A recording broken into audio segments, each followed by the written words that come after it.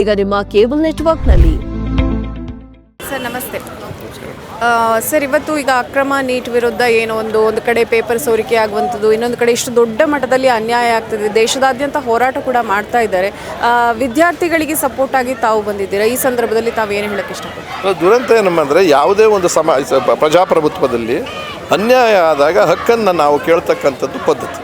ಅದು ಯಾವ ಗುಂಪಿಗಾದರೂ ಆಗಿರಲಿ. ಇವತ್ತು ಶಿಕ್ಷಣ ಅನ್ನೋದು ಬಹಳ ಮುಖ್ಯವಾದ್ದು. ಆರೋಗ್ಯ ಮತ್ತು ಶಿಕ್ಷಣ ಅನ್ನೋದು ಈ ದೇಶ ಎಲ್ಲವನ್ನೂ ಕೂಡ ನ್ಯಾಷನಲೈಸ್ ಮಾಡಿಕೊಂಡು ರಾಜ್ಯಕ್ಕೂ ಶಕ್ತಿಯನ್ನು ಕೊಡದೆ ತಾವೇ ಇಟ್ಕೊಂಡು 100-150 ಸಾರಿ ಲೀಕಾಗಿ 3-4 ಸತಿ ಪರೀಕ್ಷೆಗಳಾಗಿ ಒತ್ತಡ ಬಂದು ಪ್ರಾಣಹತ್ಯೆ ಅಂದರೆ ಆತ್ಮಹತ್ಯೆ ಮಾಡ್ಕೊಳ್ತಕ್ಕಂಥ ಸ್ಥಿತಿಗೆ ಹೋದರೂ ಕೂಡ ಜೀವದ ಬಗ್ಗೆ ಇವ್ರಿಗೆ ಬೆಲೆನೇ ಗೊತ್ತಿಲ್ಲ ಅನ್ನೋ ಸ್ಥಿತಿಯಲ್ಲಿ ವರ್ತಿಸ್ತಾ ಇದ್ದಾರೆ ಅಂತ ಅಂದರೆ ನಾವು ಮಾಡಿದ್ದೇ ಸರಿ.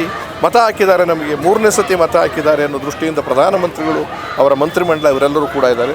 ನಾನು ಹೇಳಿದ್ದು ರಾಮನ ಹೆಸರು ಹೇಳ್ಕೊಂಡವರು ರಾಮರಾಜ್ಯ ಅಂತಾರಲ್ಲ, ಇದು ರಾಮರಾಜ್ಯ, ರಾವಣ ರಾಜ್ಯ, ದುಷ್ಟರ ರಾಜ್ಯವಾಗಿದೆ. ಇವತ್ತು ಅವರಿಗೆ ಉತ್ತರವನ್ನು ಕೊಡಲೇಬೇಕಾಗಿದೆ. ಎಲ್ಲಿವರೆಗೂ 25 ದಿವಸಗಳಾಗಿದೆ ಈ ವಿಚಾರವಾಗಿ, ಈ ನೀಟಿನ ಅಕ್ರಮದ ವಿಚಾರವಾಗಿ ಹೋರಾಟ ಮಾಡ್ತಕ್ಕಂಥ ಸೋನಮ್ ಅವ್ರ ಮಲಗಿದೆ. ಅವರ ಸಾವು ಬದುಕಿನ ಮಧ್ಯೆ ಹೋರಾಟ ಮಾಡ್ತಿದ್ರು. ಅವ್ರಿಗೆ ಅದ್ರ ಬಗ್ಗೆ ಕಾಳಜಿ ಇಲ್ಲ, ಯಾರನ್ನೂ ಕಳಿಸಿಲ್ಲ ಅಂದಾಗ, ಎಲ್ಲೋ ಒಂದು ಕಡೆ ನುಗ್ತೀವಿ ಚಲೋ ಅಂತ ಅಂದಾಗ ಆ ದಂಗೆ ಜಾಸ್ತಿ ಆಗುತ್ತೆ ಅಂತ ಗೊತ್ತಾದಾಗ ನಮ್ಮ ಸ್ಥಾನಕ್ಕೆ ಧಕ್ಕೆ ಆಗುತ್ತೆ ಅನ್ನುವಾಗ ಎಚ್ಚರಿಕೆ ಮಾಡಿದ್ದೀರಾ ಅಂತಾದರೆ ಅಲ್ಲಿವರೆಗೂ ಮನುಷ್ಯರಾಗಿರಲಿವ ನೀವು, ಮನುಷ್ಯತ್ವನ ಬಿಟ್ಟಿದ್ರೆ. ಆ ದೃಷ್ಟಿಯಿಂದ ಇದು ತಾರಕಕ್ಕೆ ಹೋಗಿದೆ.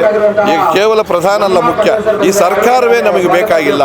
ಈ ಸರ್ಕಾರವನ್ನೇ ಓಡಿಸಿ ನಾವು ಸರಿಯಾದ ಪ್ರಜಾಪ್ರಭುತ್ವ ತರಬೇಕಾಗಿದೆ ಅಷ್ಟೇ. ಸರ್, ಇದೇ ರೀತಿ ಮುಂದಿನ ದಿನಗಳಲ್ಲಿ ಈಗ ದಂಗೆ ಒಂದು ವೇಳೆ ಗೆದ್ರೆ ಅಥವಾ ಈ ರೀತಿಯ ಹೋರಾಟ ಯಾವ ಮಟ್ಟಕ್ಕೆ ಇರುತ್ತೆ ಅಂತ ಗೊತ್ತಿಲ್ಲಮ್ಮ.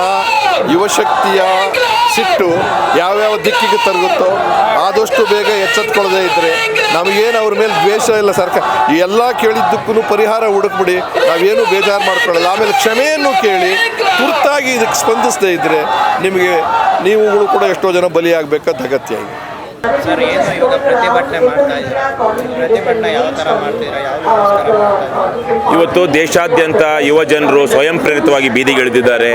ನೀಟ್ ಅಕ್ರಮ ಅದು ಕೇವಲ 22 ಲಕ್ಷ ಕುಟುಂಬಗಳ ಸಮಸ್ಯೆ ಅಲ್ಲ, ಅದೊಂದು ಇಡೀ ದೇಶದ ಯುವ ಜನರ ಸಮಸ್ಯೆ, ವಿದ್ಯಾರ್ಥಿಗಳ ಸಮಸ್ಯೆ. ಅದೇ ಕಾರಣದಿಂದಾಗಿ ನೀಟ್ ಅಕ್ರಮಗಳ ಬಗ್ಗೆ ಹೊಣೆ ಹೊರದ, ನೈತಿಕ ಹೊಣೆ ಹೊರದ ಧರ್ಮೇಂದ್ರ ಪ್ರಧಾನ್ ರಾಜೀನಾಮೆ ಕೊಡಬೇಕು.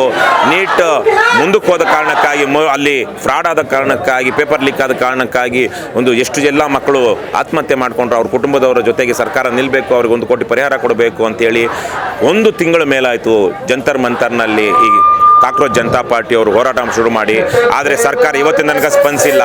25 ದಿನಗಳಾಯಿತು ಹೋರಾಟಗಾರ, ಸಾಮಾಜಿಕ ಹೋರಾಟಗಾರ, ಪರಿಸರವಾದಿ ಸೋನಮ್ ವಾಂಗ್ಚುಕ್ ಅವರು ಉಪಸತ್ಯಾಗ್ರಹ ಶುರು ಮಾಡಿ.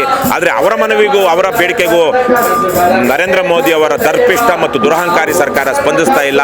ಇವತ್ತು ಆ ಹೋರಾಟವನ್ನು ಬೆಂಬಲಿಸಿ ಕರ್ನಾಟಕದಲ್ಲಿ ಕಳೆದ 4 ದಿನಗಳಿಂದ ನಿರಂತರವಾಗಿ ಈ ಜಾಗದಲ್ಲಿ ಪ್ರತಿಭಟನೆ ನಡೀತಾ ಇದೆ. ಇವತ್ತು 4ನೇ ದಿವಸ ಅಂದರೆ ಸೋನಮ್ ವಾಂಗ್ಚುಕ್ ಅವರ ಉಪಸತ್ಯಾಗ್ರಹದ 25ನೇ ದಿನ ನಾವು ಸಹ ಒಂದಷ್ಟು ಜನ, ಒಂದು 15-20 ಜನ ಇಲ್ಲಿ ನಿನ್ನೆ ರಾತ್ರಿಯಿಂದಾನೇ ಉಪವಾಸ ಇದ್ದು ಈ ಹೋರಾಟವನ್ನು ಬೆಂಬಲಿಸ್ತಾ ಇದ್ದೀವಿ. ನರೇಂದ್ರ ಮೋದಿ ಅವರ ಸರ್ಕಾರ ಇಷ್ಟೊತ್ತಿಗೆ ಇವ್ರ ಜೊತೆಗೆ ಮಾತುಕತೆ ಆಡಿ ಕೆಲವೊಂದು ಬೇಡಿಕೆಗಳನ್ನಾದ್ರೂ ನಾವು ನಿಮ್ಮ ಜೊತೆಗಿದ್ದೇವೆ, ಯುವ ಜನರ ಜೊತೆಗಿದ್ದೇವೆ, ಯುವ ಜನರ ಅಳಲು, ನೋವು, ದುಮ್ಮನ ನಮ್ಗೆ ಅರ್ಥ ಆಗುತ್ತೆ ಅಂತ ಹೇಳುವಂಥ ಒಂದು ಸಂವೇದನೆಯನ್ನು ತೋರಿಸಬೇಕಾಗಿತ್ತು. ಆ ಯಾವ ಸಂವೇದನೆಯನ್ನು ಈ ದುರ್ಯೋಧನ ಮನಸ್ಥಿತಿಯ ನರೇಂದ್ರ ಮೋದಿ ಅವರ ಸರ್ಕಾರ ತೋರಿಸಿಲ್ಲ. ಅದನ್ನು ಖಂಡಿಸಿ ಈ ಕೂಡಲೇ ಧರ್ಮೇಂದ್ರ ಪ್ರಧಾನ್ ರಾಜೀನಾಮೆ ಪಡಿಬೇಕು ಮತ್ತು ನೀಟ್ ವ್ಯವಸ್ಥೆಯಲ್ಲಿ ಅಮೂಲಾಗ್ರ ಸುಧಾರಣೆಗಳು, ನೇಮಕಾತಿಯಲ್ಲಿ ಅಮೂಲಾಗ್ರ ಸುಧಾರಣೆಗಳು ಬರಬೇಕು. ಯುವ ಜನರ ಜೊತೆಗೆ ನಾವು ಇದ್ದೀವಿ ಸರ್ಕಾರ ಅನ್ನುವಂಥ ಒಂದು ವಿಶ್ವಾಸವನ್ನು ಕೊಡಬೇಕು. ಇಲ್ಲಾಂದರೆ ದೇಶದಲ್ಲಿ ಪ್ರಜಾಪ್ರಭುತ್ವವೇ ದುರ್ಬಲವಾಗುವಂಥ ದೊಡ್ಡ ಮಟ್ಟದ ಹೋರಾಟಕ್ಕೆ ಮುಂದಿನ ದಿನಗಳಲ್ಲಿ ಯುವ ಜನರು ಮುಂದಾಗಬಹುದು. ಆ ತರಕ್ಕಾದಾಗ ನಮ್ಮ ಪೂರ್ವಿಕರು ಕಟ್ಟಿದಂಥ ಸಂವಿಧಾನದ ಆಧಾರದ ಮೇಲೆ ಕಟ್ಟಿದಂಥ ಪ್ರಜಾಪ್ರಭುತ್ವ ಸಂಸ್ಥೆಗಳೇ ದುರ್ಬಲವಾಗಬಾರ್ದು, ಆ ತರಕ್ಕಾಗಬಾರ್ದು. ನರೇಂದ್ರ ಮೋದಿ ಅವರ ಮೇಲೆ ಬಹಳ ದೊಡ್ಡ ಜವಾಬ್ದಾರಿ ಇದೆ. ಇದು ಕೇವಲ ಧರ್ಮೇಂದ್ರ ಪ್ರಧಾನ್ ಅನ್ನುವಂಥ ಒಬ್ಬ ಯಕ್ಕಶ್ಚಿತ್ ಮಂತ್ರಿಯ ರಾಜೀನಾಮೆ ಅಲ್ಲ, ಇದು ದೇಶದ ಆತ್ಮವನ್ನ, ಪ್ರಜಾಪ್ರಭುತ್ವವನ್ನ, ಸಂವಿಧಾನವನ್ನ ಕಾಪಾಡುವಂತಹ ಒಂದು ಸಂದರ್ಭ ಇದು ಅಂತ ನಾನು ಈ ಸಂದರ್ಭದಲ್ಲಿ ನರೇಂದ್ರ ಮೋದಿ ಅವರಲ್ಲಿ ಮನವಿ ಮಾಡ್ತಾ ಇದ್ದೀನಿ. ಧರ್ಮೇಂದ್ರ ಪ್ರಧಾನ್ ರಾಜೀನಾಮೆ ಕೊಟ್ಟು ತೊಲಗಲಿಲ್ಲ ಅಂದರೆ ದೇಶದ ಪ್ರಧಾನಿನೇ ಹೋಗಬೇಕಾದಂಥ ಸಂದರ್ಭ ಬರುತ್ತೆ ಅನ್ನುವಂಥ ಒಂದು ಘೋಷಣೆಯನ್ನು ಇಲ್ಲಿ ಧರಣಿ ಸ್ಥಳದಲ್ಲಿ ಯುವ ಜನರು, ಈ ಜನ್ ಜಿ ಅಂತ ಏನು ಹೇಳ್ತೀವಿ, ಅವ್ರು ಮಾಡ್ತಾಯಿದ್ರು. ಹಾಗಾಗಿ ನರೇಂದ್ರ ಮೋದಿ ಅವರು ತುಂಬ ಬುದ್ಧಿವಂತ ರಾಜಕಾರಣಿ, ಜನರಿಗೆ ಹೇಗೆ ಸಂವಹನ ಮಾಡಬೇಕು ಅಂತ ಗೊತ್ತಿದೆ.